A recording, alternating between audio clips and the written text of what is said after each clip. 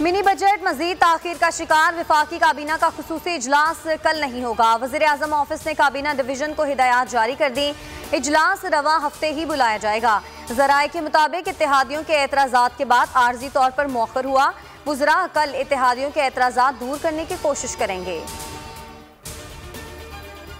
नवाज शरीफ खुद पाकिस्तान वापस नहीं आएंगे, उन्हें हम वापस लाएंगे। हवालगी पर बरतानिया से बातचीत चल रही है। फवाद चौधरी ने वाजे कर दिया, हुकूमत गिराने की बातें करने वाले दिहाड़ीदार सियासतदान करार। शफकत महमूद बोले, नवाज शरीफ वापस आएं, देखेंगे कि किसकी टांगें कांपेंगी।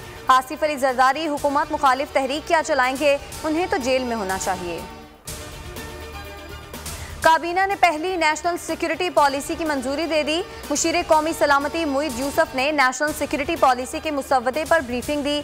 मीडिया से गुफ्तगू में बोले कि एक हफ्ते में कौमी सलामती पॉलिसी को पब्लिक करेंगे। पॉलिसी का मकसद पाकिस्तान के आम शहरी को तहफ़्फ़ुज़ पहुँचाना है। मईशत मजबूत होगी तो हम आवाम पर खर्च कर सकेंगे।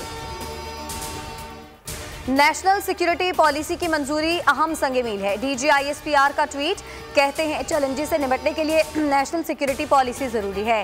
नेशनल सिक्योरिटी पॉलिसी से पाकिस्तान की कौमी सलामती मजबूत होगी। मुसल्लह अफवाज पॉलिसी में दिए विजन के हुसूल में अपना भरपूर किरदार अदा करेंगी। सिंध में गैर कानूनी तामीरात की इजाज़त देने वालों के खिलाफ पहली बार कार्रवाई का आगाज़। महकमा एंटी करप्शन का सिंध बिल्डिंग कंट्रोल अथॉरिटी के दफ्तर पर छापा।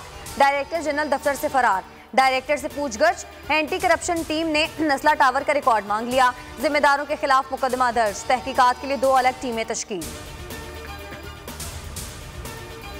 सुप्रीम कोर्ट ने तारिक रोड पर मस्जिद की तामीर को गैर कानूनी करार दे दिया। मदीना मस्जिद की जगह एक हफ्ते में पार्क बहाल करने का हुक्म। चीफ जस्टिस गुलजार अहमद ने इस्तफसार किया, आप गैर कानूनी मस्जिद के खिलाफ कार्रवाई क्यों नहीं करते?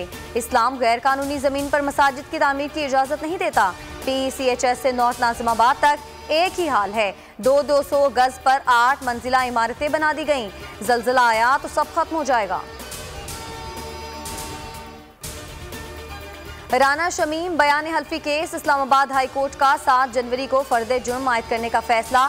फरीकैन को हाजिरी यकीनी बनाने की हिदायत। बयान हल्फी दोबारा सरबा मुहिर करने की हिदायत।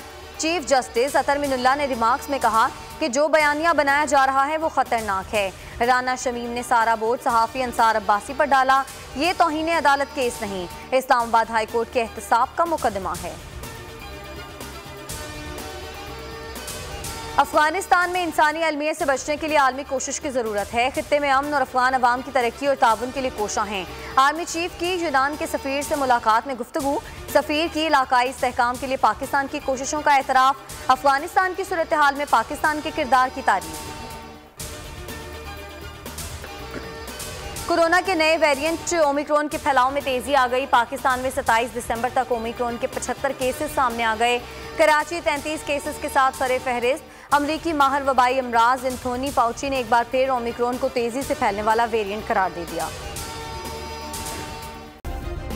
सब्सक्राइब करें और बेल दबाएं ताकि कोई खबर रह न जाए।